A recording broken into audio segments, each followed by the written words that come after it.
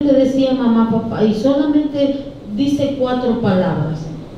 Ya son signos de alerta el que nos van dando cuando de mes a mes el niño se le tiene que ir viendo los alcances y no lo va logrando. Y todo en qué momento se le va a ver afectado en lo que es el lenguaje y posteriormente en lo que es la lectoescritura. Entonces, si es necesario que nosotros lo sepamos, porque vamos a empezar a preguntarle y vamos a comenzar a ver qué alcance o qué logros tuvo ese niño y qué logros no los tuvo.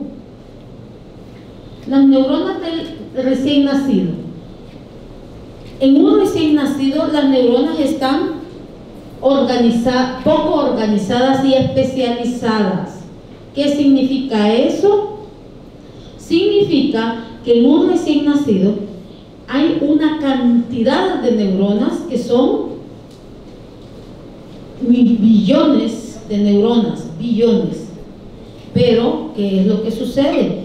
Hay un momento en que es necesario que esos billones de neuronas comiencen a organizarse. Y al organizarse, que hay prácticamente como una especie de muerte neuronal. Esa es la que permite que al haber esa muerte neuronal, es la que permite que las neuronas vayan comenzando a buscar dentro de los dos lóbulos, el lóbulo izquierdo o el hemisferio izquierdo y el hemisferio derecho. Y esas neuronas se van especializando. Los del hemisferio izquierdo se especializan en un tipo de lenguaje y de pensamiento, y los del hemisferio derecho se van especializando en otro tipo de lenguaje y de conocimientos. Y hablábamos que entre un hemisferio y otro había una conexión, que ¿quién era la que le efectuaba?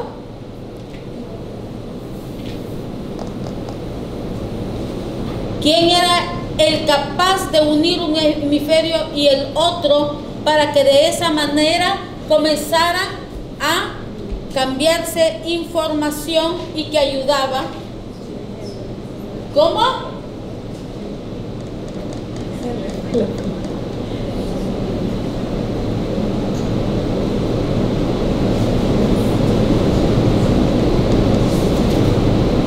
Se llama cuerpo calloso, ¿sí? Hoy sí, cuerpo calloso. Entonces eso hace que la información del hemisferio izquierdo pase por la información del hemisferio derecho, y más que todo en relación a lo que al lenguaje se refiere.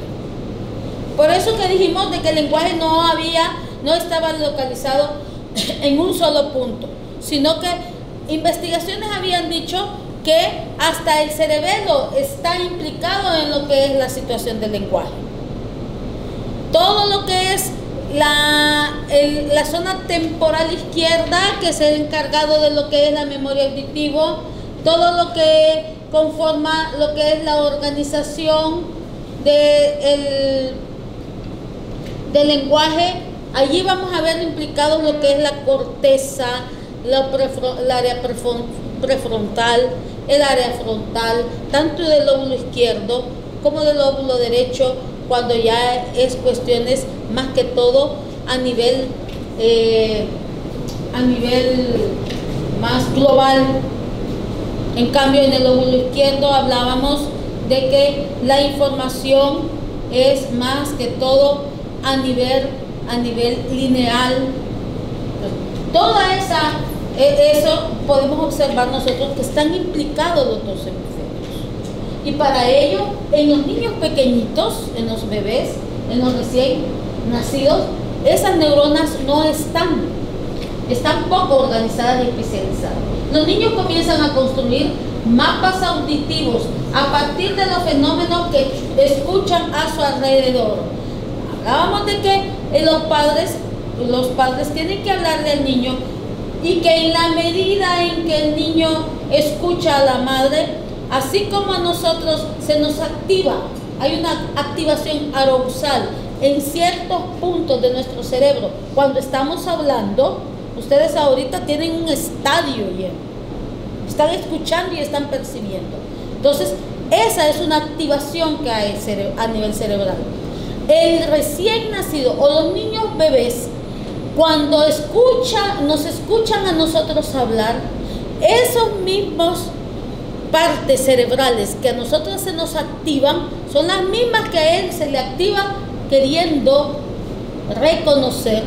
Quiere decir que el lenguaje no es una simple imitación, sino que es un proceso mucho más complejo, en donde lo neurológico es activado. Los sonidos deben escucharlos miles de veces para que se establezcan las conexiones neuronales correspondientes. Y existe una relación directa entre el número de palabras que oye un niño durante su desarrollo temprano y las capacidades cognitivas de ese niño. Esto es bien importante porque fíjense que primero los faraones y luego Napoleón querían investigar cuál era la lengua de Dios. Ustedes recuérdense que esas civilizaciones eran eminentemente teocéntricas.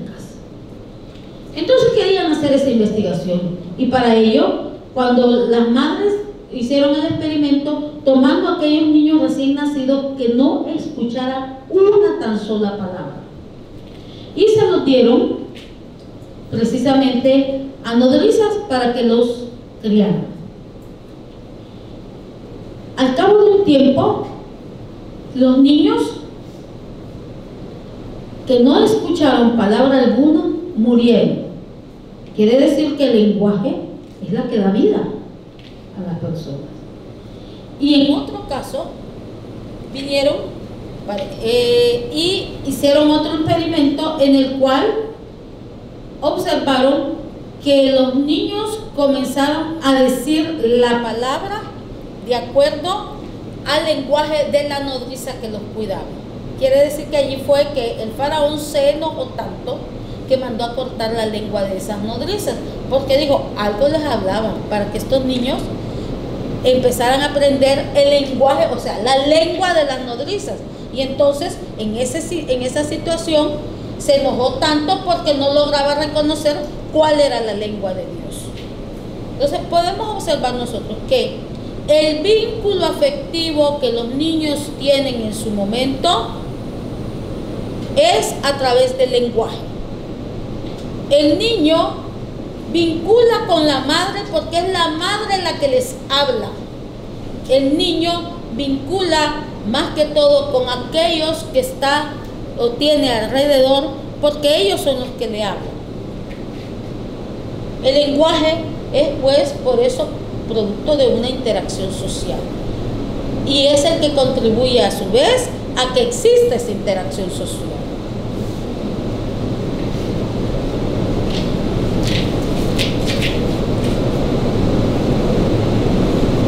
Tenemos dos pensadores, Piaget y Vygotsky.